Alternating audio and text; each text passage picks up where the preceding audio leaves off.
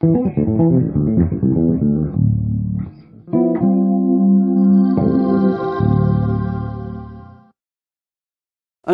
how to incorporate chord tones is a concept that you should strive for daily, as before you can comprehend what is wrong with your bass playing, you first need to understand what an ideal standard of improvisation is supposed to be.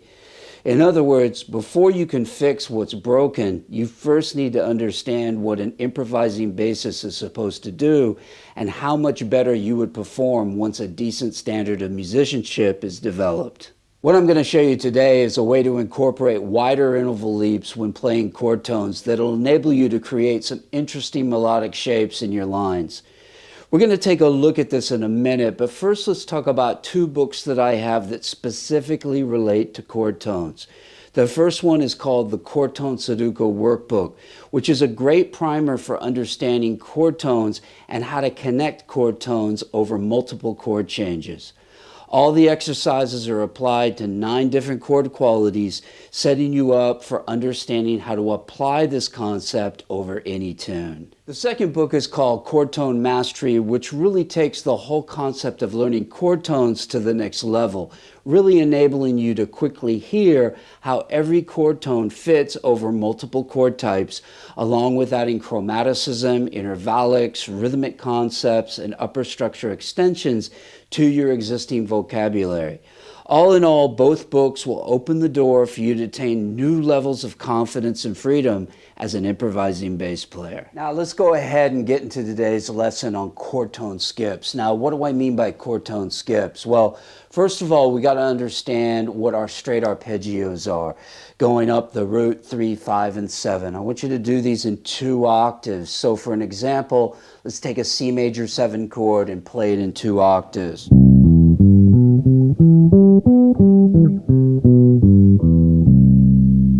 Now, once we get that down, what we want to do is we want to skip alternative chord tones. So instead of going root to 3, I want to go root to 5.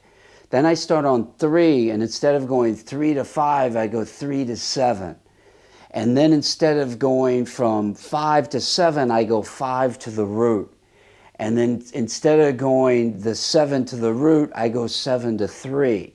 So we get this new intervallic pattern that is a result of this. And this is going to sound like this.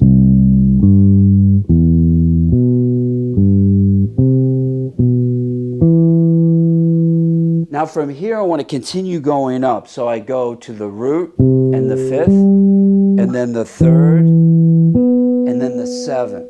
Okay, now we only want to go that high because when we played our arpeggio,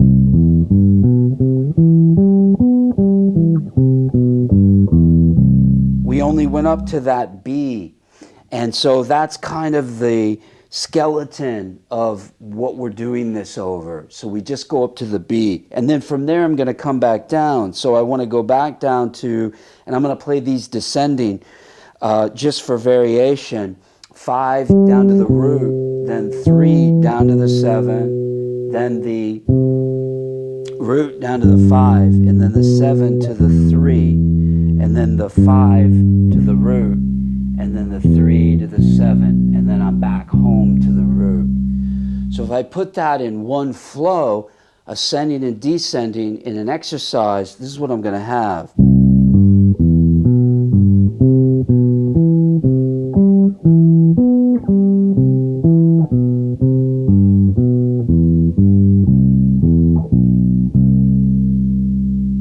Okay, so what we want to do now is then take that into maybe some different keys. So let's try that in the key of F.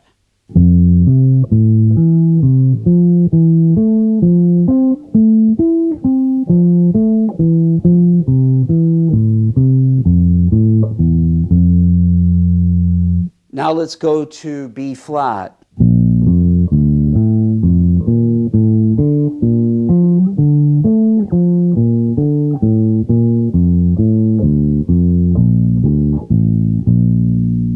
And so forth through the cycle of force. We can go through and do every key.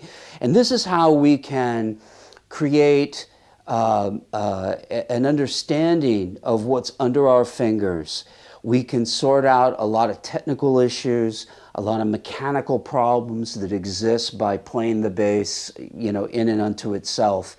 And also, most importantly, to train our ears to actually hear the lines that we're playing, because we want to adopt this into our vocabulary. There is like some teachers that have the belief that, you learn an exercise and this thing is never going to be applied to anything. But to be quite honest, that's not true. Everything we're learning to actually use in a real-time scenario. Okay, these are the nuts and the bolts of how it just lays out.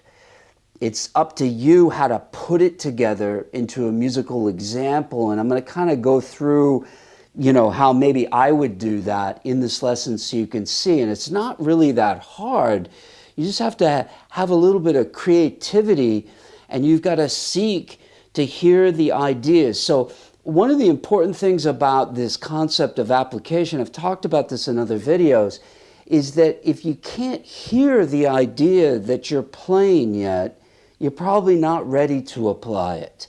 And that can happen, but everyone's on different levels. So I'm really imploring you to focus on training your ear to hear what you're playing. And you don't need any kind of special ear training app to do this.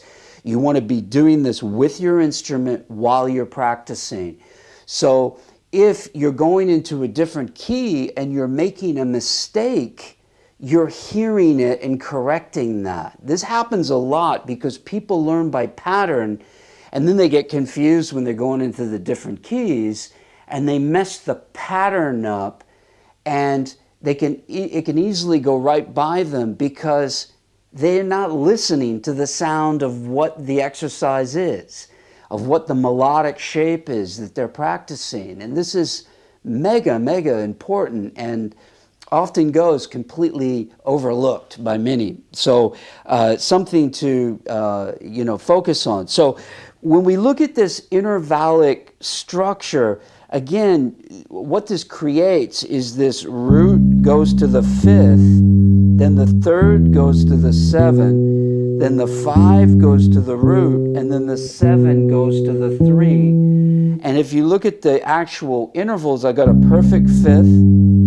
perfect fifth, perfect fourth, perfect fourth. So it's a combination of fifths and fourths, and this produces a very musical sound that you can use on many different things.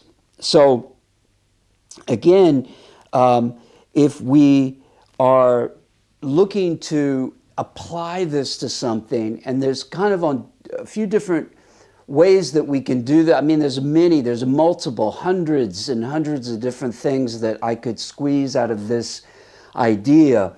But let me take maybe an idea that conceptually would fit over maybe sort of a ballad where you have kind of a bass feature playing a melodic line. And we're going to think of this originally just over a C major 7. And note that the chord tones that we're playing are root, 3, 5, and 7. And that's how it's going to reflect the harmony that's being played over the top. So if I look at a line, let me just come up with something that I think is going to fit.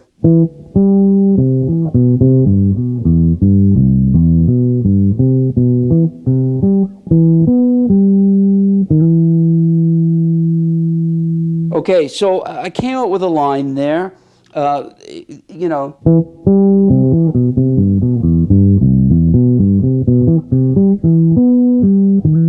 I could phrase it in different ways, maybe a few different ways once I kind of got my ears around it. And then if I play that over a C major 7 chord, it's going to sound something like this.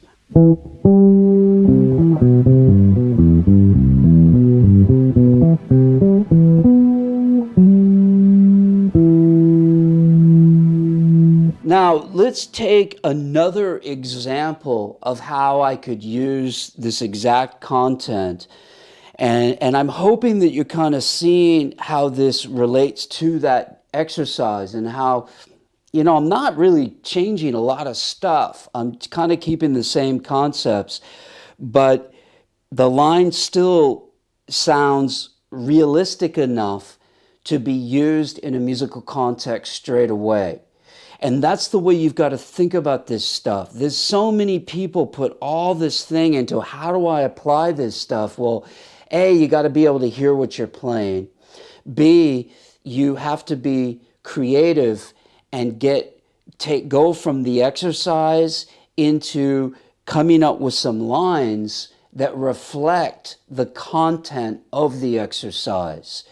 And this is the thing that you want to work on. And in the beginning, it takes a bit of time, but after you get into it, you'll see that this is the way forward with this stuff. And if you understand how to write music out, then you can just write these ideas out and keep them in a folder and have them for later reference. So if I then take this idea and we apply this in a little bit different way by using the C major 7 as a superimposition over a D7 sus chord, then this is what this is going to sound like.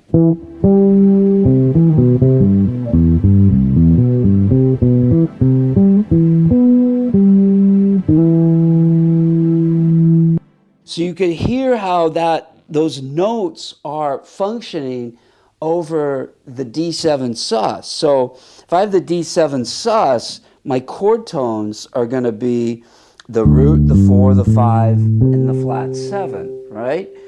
But how does the C, E, the G, and the B function over that D7 sus? Well, the C is the flat 7. Okay, the E is the 9, the G is the 4, and then the B is tension 13. So got 2 tensions in there and 2 chord tones. So you can see how that adds a kind of just a little bit different flavor to the way it sounded over that harmony. Now that's just 2 ways that I took one idea. I could do this and superimpose this over pretty much every single chord that we have, and it would, create a lot of vocabulary, because that's just one line that I came up with. But if I knew how that one line actually works over all the different chord types, then that gives me an extended amount of vocabulary and gives me a lot more bang for my buck for that line than maybe having to think, oh, I got to come up with a line over the major chord, but a different line over the sus, and then a different line over this, and yeah, you want some different ideas, you know what I mean? But this is just an example of how I took this one idea from this chord tone skip exercise and was able to apply this over 2 different chords and get a very cool context going on with it. And you could even use this within a composition to where over that same line, I was moving to the different chords. Let's try it like that.